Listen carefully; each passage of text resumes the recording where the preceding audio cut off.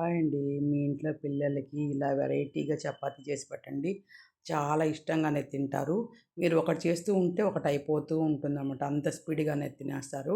గోధుమ పిండి తీసుకోండి. దాంట్లో కొద్దిగా ఉప్పు, కొద్దిగా ఆయిల్ వేసుకొని బాగా కలుపుకోండి. కలిపిన తర్వాత కొద్దిగా వాటర్ వేసుకుంటే ఇలా పిండిననేది కలుపుకోండి.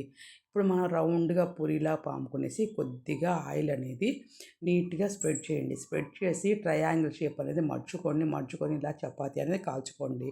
ఒక బౌల్లోకి ఉప్పు, పసుపు, కారం, కొద్దిగా గరం మసాలా అన్నీ వేసి ఒక్క చుక్క నీళ్ళు పోసి ఇలా కలుపుకోండి.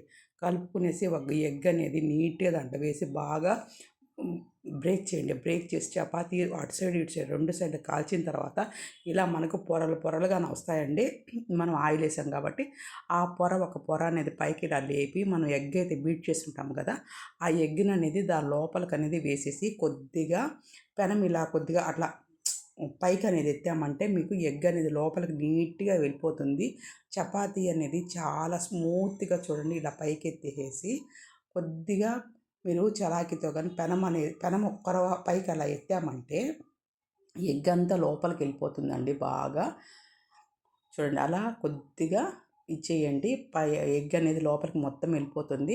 నీట్‌గా 2 సైడ్లు కాల్చండి. చపాతీ అనేది పూరిలాగా ఉబ్బుతూ చాలా వస్తుంది. టేస్టీగా గానీ ఉంటుంది. పిల్లలకి ఫేవరెట్ అవుతుంది. మీకు అసలు ఏడ్పియకోకుండా మీరు ఎన్ని చపాతీలు చేసినా కానీ ఇలాగే అయిపోతూ ఉంటాయండి స్పీడ్‌గా. మీరు చెయ్యడమే మీ వంతు, తినేయడం అయితే వాళ్ళ వంతు అవుతుంది. ఇలా నీట్‌గా అనేది కాల్చుకోండి.